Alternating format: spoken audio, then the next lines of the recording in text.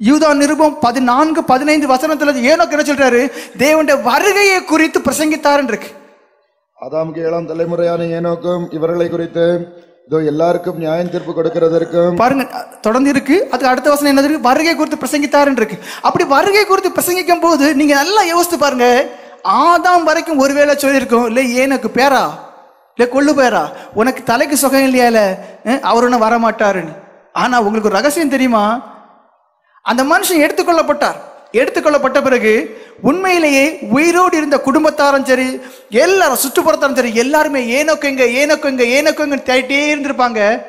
பரலோகத்துல தேவன் அவரை எடுத்துக்கொண்டார். ஆவிக்குரியவனுக்கு மட்டும்தான் தெரியும் அதோட சீரியஸ்னஸ். மாம்சீக பிரகாரத்துல உலக பிரகாரமா வாழ்றவனுக்கு அந்த அர்த்தமே தெரியாது. அவனுக்கு எல்லாமே பரிகாசமா இருக்கும். நோவா 2 பேதுரு 2ஆம் அதிகாரம் 5ஆம் வசனத்துல நோவா நீதியை பிரசங்கித்தான் இருக்கு. என்ன நீதியை பிரசங்கித்திருக்கோம்? ஒண்ணு மட்டும் சொல்லியிருக்கோம். எப்படி? தேவனை விசுவாசிங்கன்னு சொல்லியிருக்கோம். ஏன் மழை வரப்போகுது, அழிக்க போறாரு, பேழைக்குள்ள வாங்கையான் இருப்பார். வேற என்னையா அவர் பிரசங்கித்திருப்பாரு? பாவம் செய்யாதுங்க, தேவனை விசுவாசிங்க, மழை ஒண்ணு வருது. மழையா? மழைன்னா ஒண்ணுமே கிடையாது. ஏன்னா அந்த காலத்துல அவங்க பார்த்தது கிடையாது. அப்போ இப்ப இவங்களெல்லாம் பைத்தியக்காரன் நினைச்சிருப்பாங்க. பிரசங்கம் பண்ணும் போதே இவன் பைத்தியக்காரன். நான் அதனாலதான் இந்த தெருக்கள்ல ஊழியம் பண்ணக்கூடியதான அவங்க எல்லாம் நான் ரொம்ப கனமா வச்சிருப்பேன்.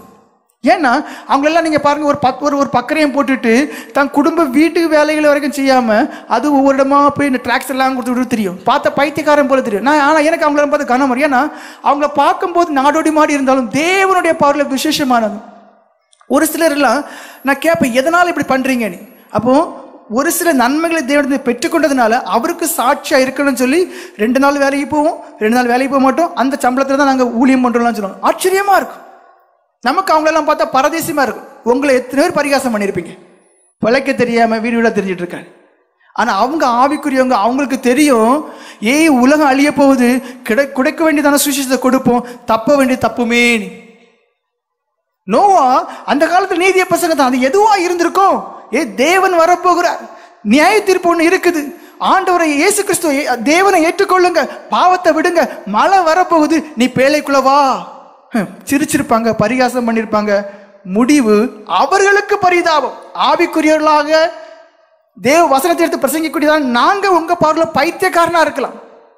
நாங்க உங்களுக்கு எப்படி இருக்கலாம்? பைத்தியக்காரனா இருக்கலாம். ஆனா வருகையிலும் எடுத்துக்கொள்ளப்படுறதிலும் அல்லது இந்த உலக வாழ்க்கையில எங்க மூச்சு போகும்போது நாங்க அங்க இருப்போம். உங்களுடைய முடிவு பரிதாபமா இருக்கும்.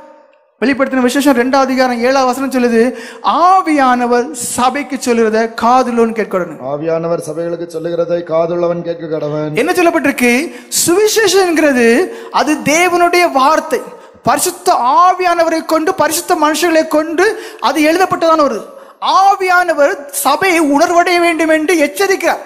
சபைக்கு சொல்லுகிறது காதுள்ளவன். அப்படின்னு அர்த்தம் என்ன தெரியுமா? எல்லாருக்குமே காது இருக்கு, ஆனா உணர்வு இருக்காது. காது இருக்கு, உள்ள போற மாதிரி இருக்கும், ஆனா உள்ள போகாது, இதயத்துல பதியாது. அவங்களுக்கு நிலைமை பரிதான்.